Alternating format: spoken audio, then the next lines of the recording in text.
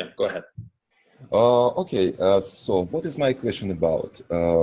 I work in corporate environment, and in this environment we have basically two different types of communication. The first type is official indirect communication, like mail or, for example, GitHub notes or something like this. And the second type of communication is direct informal communication, like usual phone calls, meetings, and so on. For some reason, people, my colleagues and people from other teams prefer the second type of communication. For some reason, I don't know why. Personally, I prefer first type because when, for example, I write email, I have a time for thinking, I can attach some additional materials, and when I answer on the email, I have a time for thinking again. So first time it's much more efficient for me. But for some reason, people prefer direct calls, direct chats, and prefer to make meetings to discuss something. So the first my question is how to make our enterprise style communication more efficient, and how to enforce people to use the first type of communication. It's kind of my main first question. And the second and smaller question is how to make meetings more efficient if I cannot avoid participation, because very often when I take part in such meetings don't have agenda, they are too long, and from my point of view, it's very often waste of time. So it's kind of 1.5 questions from my side. Yeah, I got it. I have it. I have it in many projects. It's almost the same story all the time, because there's managers and programmers as well.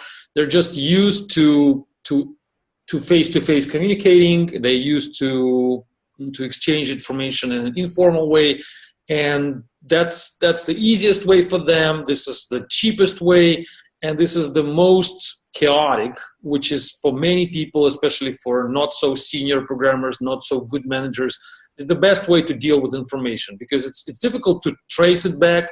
It's difficult to understand who said what. It's difficult to actually find out who was in charge of that decision, who made the mistake. So it's kind of easier to work in that kind of environment where you cannot really say who was the originator of this data, where did it start, and so forth. So the only way so when you try to communicate more formally by email or in GitHub or in some kind of writing, then you have to understand that first of all, you're kind of bringing more discipline to these people, and you're disturbing them because you're making their life, you're making them scared about their future, because they used to work in a less disciplined environment, and they're safe. They're getting their salaries, they stay in their workplaces, they're not fired, so they're in a safe spot, so they don't feel threat from anywhere. And then you're coming in and you're saying that from now on we're gonna exchange information through email, because you want that not for fun, you want that for traceability. First of all, you want that emails or GitHub or whatever, because this is more discipline, means more traceability, first of all, for you. So you can search back, you can find who said what, you can organize information better. And also, for example, who did wrong decision in the past, for example. Exactly. And you also want to minimize the amount of time that people will spend on talking. Because if you send it once, you put it on electronic form, you put this decision somewhere, and then they don't need to talk again and again about the same stuff. They can just get back to GitHub and find that information there. So you're making their life more, you put them in danger. Because from now on, they need to spend this time somewhere else. They need to do something else. They need to keep themselves busy in order to get, in order to be paid. So they cannot pretend to be working anymore, because you're bringing more discipline, you're structuring them, and eventually some of them will be fired because of you. So you're kind of threatening them, and you're doing it for good, not for your. Yes, sure. You're doing it for good, because you want the project to be organized better. It's clear. So my decision always, like what I do all the time in that case, is that, well, first of all, you understand that this is bad for them. Just get used to that. Just get used to the aggression and resistance which will come from these people. It's inevitable. It will happen.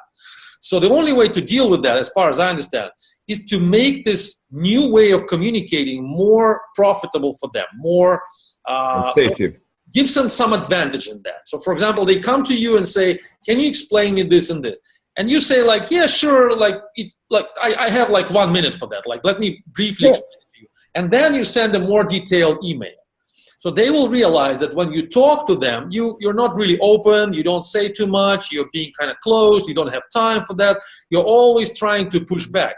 But at the same time, you're really like ready to disclose as much as you can by email. So every time they come to you with a question, you always push back and say, "Hey, I wrote about that somewhere else. So here's the document.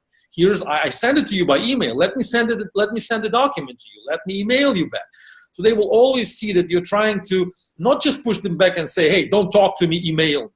Because in that case, they will see you as an aggressive way of enforcing discipline, which is going to be not pleasant for them, and they will fight back. So instead, just give them some benefit and say, "Hey, in a face-to-face communicating, you will get that piece of information from me. But by email, I can send 3 times more."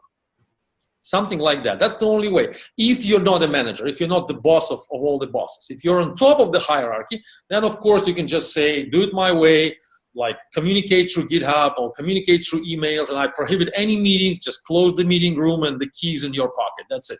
If you're the manager. But I don't think you're the top manager, so the question is coming, you're somewhere in the middle of the hierarchy, so you need to know what to do. So my best advice is that you just think, how can you make that way of communicating for them better?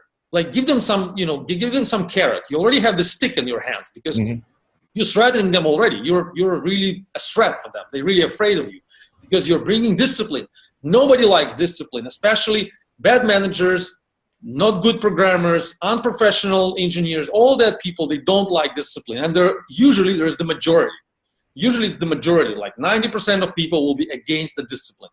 So if you want really to enforce the discipline, you need to give them something back to fool them sort of, so they will believe you that, okay, there's something coming together with this discipline, something good is coming. For example, he's always sending way more like details over email instead of talking. So that's kind of the answer for the first question. The second question was how can you make your meetings more productive and spend less time on them and organize them better? Again, the same story. People love to be in meetings, especially people who don't know what to do else in the office. So they need to collect their paychecks. They need to pretend that they're working. They need to spend their time somehow in the office, right? So they just, they're getting some salaries for doing like spending 1 hour a week for doing something productive. And the rest of the time they're just talking. But, we can't just fire them tomorrow. And if you tell them that stop making that meetings, again, they will be against you, first of all. So the best way to make meetings more, productive is to bring some structure to the meetings.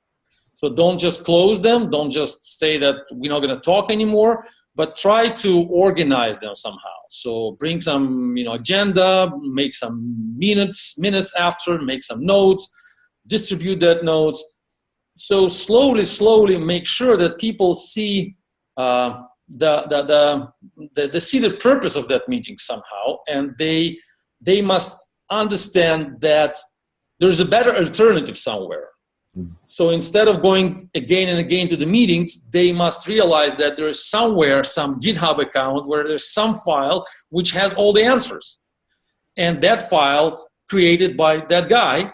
And I just need to find that file. And in that file, we can see all the answers. And the best programmers already know where the file is.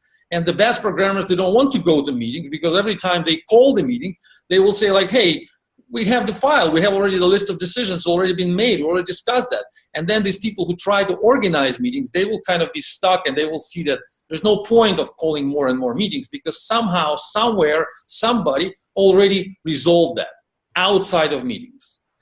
So you can't just close meetings. You can't make them more productive. You can make them less frequent because, like I said, people need them, people want them, people love them because they help them to look busy.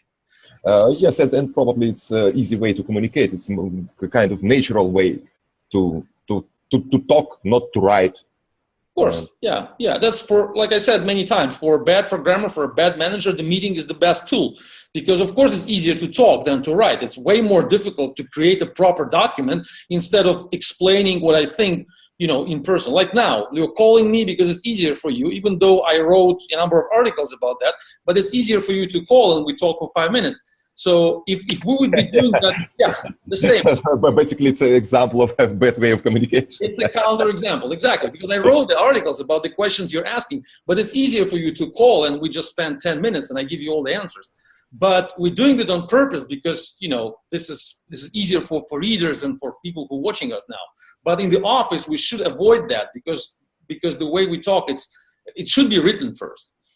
So that's the answer. So give them the alternative. Don't just close meetings and say, hey, I'm against the meetings. I'm just I like the discipline. They will just against. Basically, I had the idea just to avoid participation in the meetings without proper defined agenda. Just avoid it. But probably it's not polite. It's not polite. It's aggressive and. It's really aggressive. Yeah, you will just see people fighting back to you. So you have to offer them alternative, and they will see that the alternative works. And then they will just make less and less meetings. Without that, they will be just making meetings and telling everybody that this guy in particular is just an introvert. He just doesn't like to be with meetings. He doesn't like us. Let's just, fire him and the problem is solved. And then eventually you will be the scapegoat. So don't do that. Offer the alternative first. That's it. Okay, makes sense. Okay. I will try to think in this direction. Yeah. Okay, thanks for calling. Okay, thank you. Bye. Bye-bye.